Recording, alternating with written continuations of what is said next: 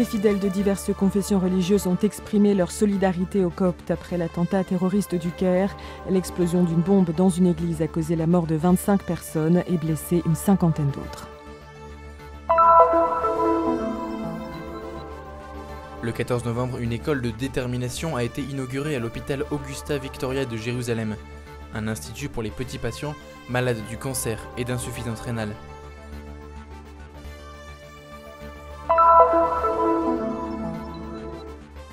Elle fut la première pharmacie de Jérusalem et resta ouverte jusque vers la moitié du XXe siècle. Elle conserve aujourd'hui un patrimoine de plus de 420 vases en cours de restauration, livres et manuscrits.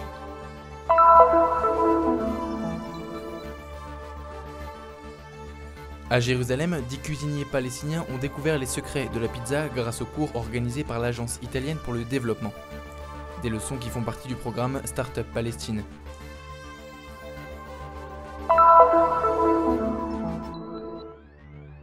Dimanche 11 décembre, un défilé de chars à thème représentant la venue de l'enfant Jésus a envahi les rues de Bethléem.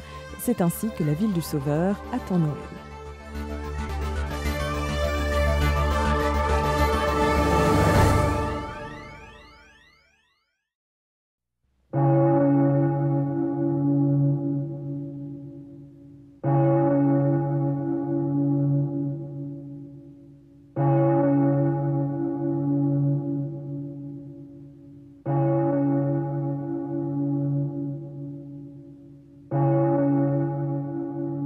Peine, la douleur et la solidarité se lisent sur les visages de ceux qui sont venus présenter leurs condoléances à l'église copte de Jérusalem.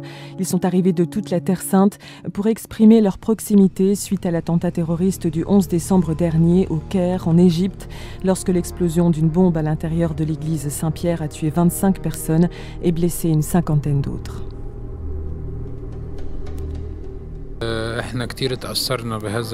Cette attaque très grave nous a bouleversés. Les personnes qui ont planifié et exécuté cet attentat n'appartiennent selon moi à aucune religion. C'est un acte dépourvu de toute humanité, de toute miséricorde.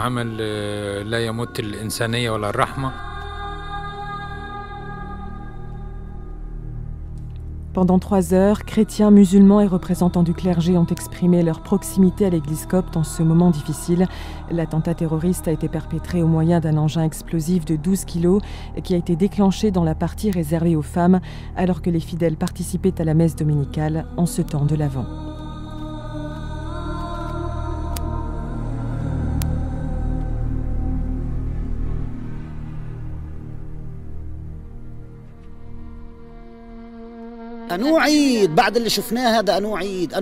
C'est un séisme qui nous touche tous.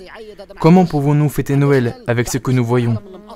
Qui a encore envie de le faire?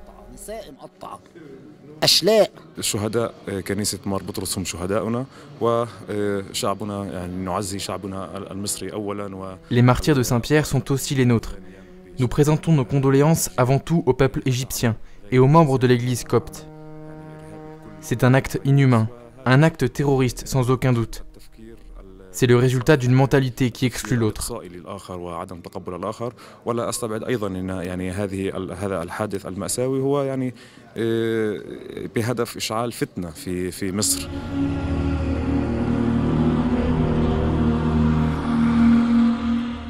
Le dernier attentat grave ayant visé un lieu de culte avait eu lieu le 1er janvier 2011 lorsque 23 personnes perdirent la vie dans une église copte d'Alexandrie. Heureux êtes-vous si l'on vous insulte, si l'on vous persécute et si l'on dit faussement toutes sortes de mal contre vous à cause de moi. Réjouissez-vous, soyez dans l'allégresse car votre récompense est grande dans les cieux. Nombreux sont les versets de l'Évangile où le Christ annonce la persécution qui attend ceux qui le suivront, persécution qui peut conduire jusqu'à la mort. Nous devrions dire félicitations, car ces hommes sont devenus des saints. Ils ont obtenu la couronne du martyr.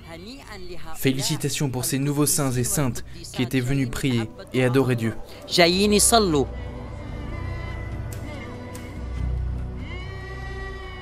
Le monde entier a condamné cet attentat revendiqué par l'État islamique. En Égypte, les drapeaux ont été mis en berne et 3 jours de deuil national ont été décrétés en l'honneur des nouveaux martyrs.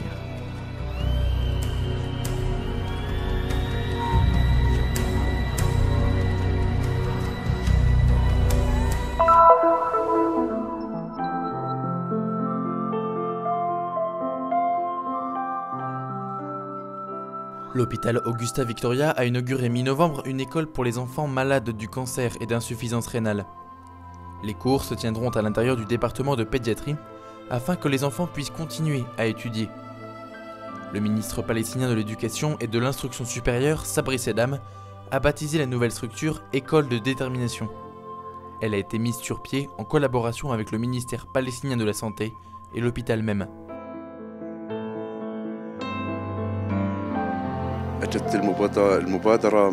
Nos patients sont des étudiants, d'où le besoin d'avoir une école de ce type. Les administrateurs de l'hôpital ont donc monté ce projet. Parmi les malades d'insuffisance rénale, nous avons 40 élèves, dont seulement 18 sont en mesure de fréquenter une école normale, même s'ils doivent souvent sauter les cours. Les enfants qui souffrent d'un cancer, soudainement malades, se voient contraints d'interrompre leur scolarité et donc de perdre une année entière.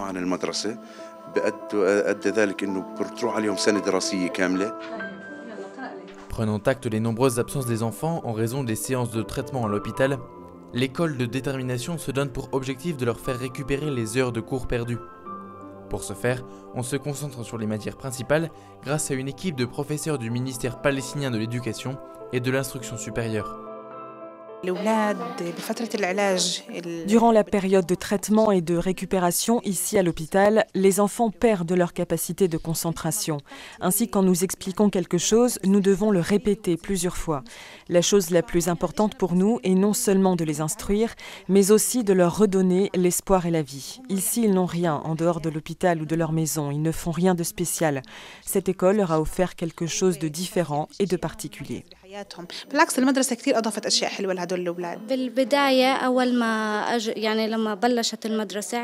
Au début de l'année, à peine l'école commençait, nous avons préparé un dossier avec la situation sociale de chaque enfant. Nous l'avons donné aux enseignants afin qu'ils puissent suivre chaque élève, travailler avec chacun selon un plan spécifique qui tienne compte de ses capacités et de son état de santé.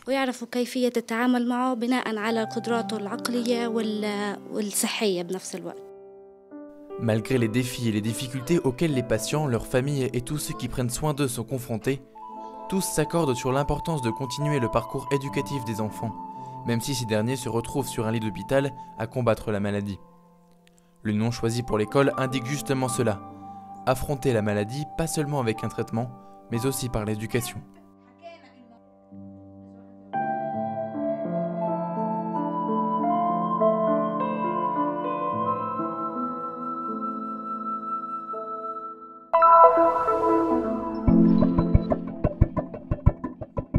Point de ravitaillement pour les habitants de Jérusalem, référence en matière de traitement médical des populations. Sa création remonte, selon certains documents historiques, à 1300, soit à l'arrivée des frères franciscains dans la ville. C'est la pharmacie de la Custodie de Terre Sainte. L'établissement a fermé ses portes à la moitié du XXe siècle, mais représente aujourd'hui une indéniable richesse artistique et archéologique grâce aux vases, manuscrits et autres documents accumulés au cours des siècles. Une exposition y est actuellement consacrée à la Curie des frères. Cette idée nous est venue il y a un an, quand l'Ordre des pharmaciens et l'Université de Turin se sont engagés dans le projet du Terra Sancta Museum et ont mis en place une activité de recherche et d'étude de documents d'archives et de ces vases.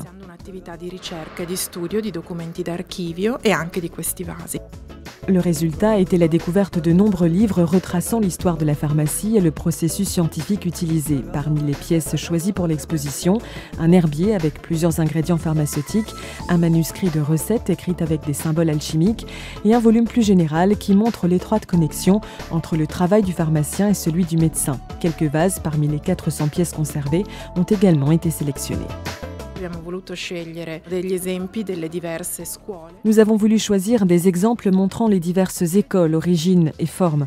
Il faut préciser en effet que la pharmacie avait besoin de vases qui contiennent différentes formules pharmaceutiques, liquides, solides ainsi que des pilules.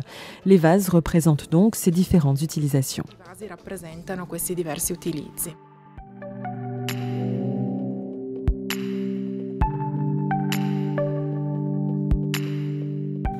Avant de pouvoir être exposés, les vases doivent passer par plusieurs étapes de restauration, une activité dont s'occupe Mateusz, polonais, diplômé de l'université Nicolas Copernic de Turin et collaborateur de la Custodie depuis 5 ans. I restore the collection of Franciscan pharmacy Je suis en train de restaurer la collection de la pharmacie franciscaine, qui comprend 420 pièces. Elles ont presque toutes besoin d'être restaurées, certaines plus que d'autres. Elles ont généralement des parties manquantes sur les bords, à la base ou sur les poignées. Rims, bottom parts, handles. I restore them using Je les traite en utilisant du plâtre et en ajoutant de la colle PVA. L'étape suivante consiste à peindre les parties restaurées, puis de protéger les couleurs avec des résines acryliques. Final step is to protect the color using acrylic resin. Les vases datent du XVIIe ou du XVIIIe siècle et leur restauration peut aller de quelques jours à plusieurs semaines. Dans un laboratoire de la custodie, archéologues et restaurateurs travaillent chaque jour afin que ce patrimoine ne se perde pas et puisse être transmis pour encore plusieurs siècles aux générations futures.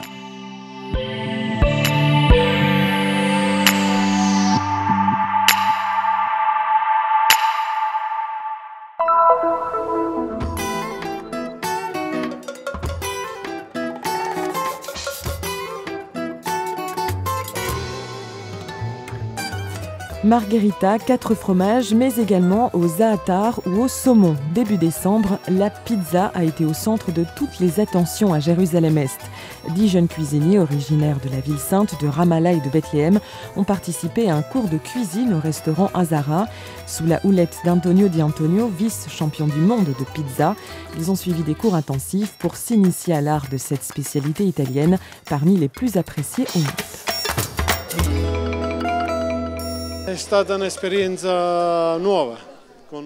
Ce fut une nouvelle expérience, avec des choses différentes, des goûts différents.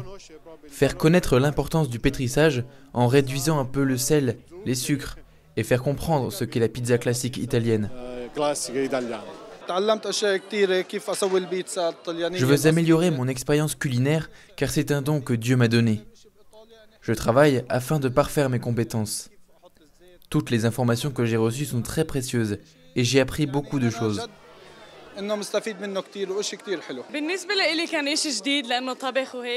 J'ai vécu 5 ans en Italie et maintenant je suis venue ici pour apprendre comment faire une bonne pizza. C'est tout un art et je voudrais en découvrir le secret. Ce fut une incroyable expérience. Nous avons beaucoup mangé et j'ai appris des choses dont je ne me serais jamais doutée. Ce cours a été conçu à l'occasion de la première semaine de la cuisine italienne dans le monde, organisée par l'Agence italienne pour la coopération au développement. Il s'agit ici d'une des activités prévues au programme Startup Palestine, né en 2014 avec l'objectif de promouvoir l'entrepreneuriat et l'emploi, soit en facilitant l'accès au crédit, soit par des cours de formation spécifiques. Le tourisme est un secteur en pleine expansion ici en Palestine, surtout à Jérusalem-Est. Au terme de ces 10 jours de cours, ces jeunes Palestiniens, qui ont déjà une formation de cuisinier, sont désormais capables de faire la pizza. Ils pourront par exemple démarrer une activité commerciale. Le diplôme qu'ils recevront ce soir constituera de toute façon une valeur ajoutée à leur carrière de restaurateur. Au terme de cette semaine, chaque cuisinier a reçu un certificat attestant des nouvelles compétences acquises, tandis que les touristes, clients du restaurant et adeptes de la bonne cuisine ont pu déguster les créations culinaires de l'équipe.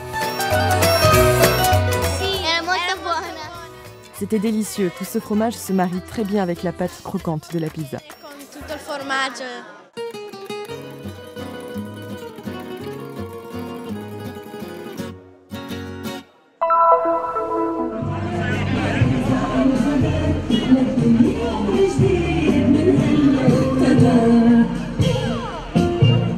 Noël approche et l'impatience grandit à Bethléem entre sons, lumière et chars à thème.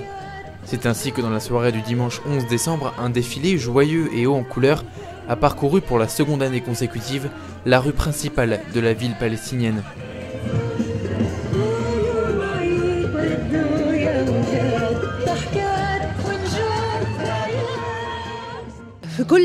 Les gens du monde entier ont une histoire à raconter et la nôtre est certainement la plus belle. C'est l'histoire de la nativité. C'est un événement ancien, mais nous avons voulu le raconter de manière nouvelle, qui soit attrayante pour les enfants. Nous sommes heureux de voir comment tous les habitants de Bethléem, petits et grands, jeunes et enfants, hommes et femmes, sont descendus dans la rue pour profiter du défilé de Noël.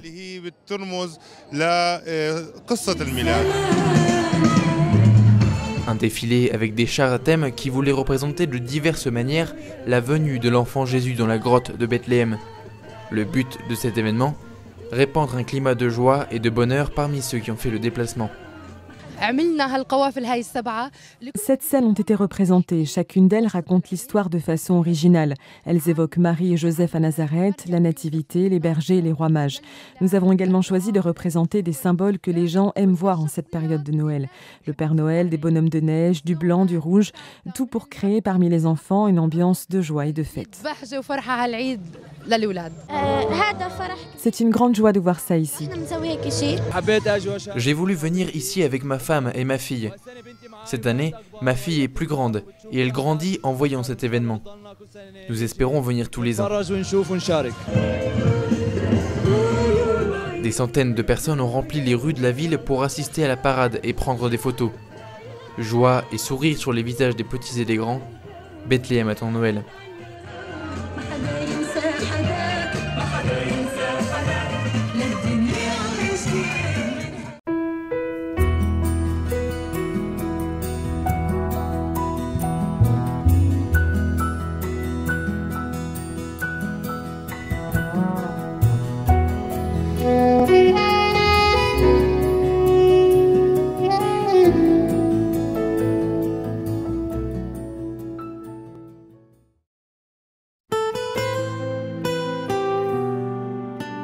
La mission du Christian Media Center est d'apporter au monde le message de la Terre Sainte, la terre du 5e évangile.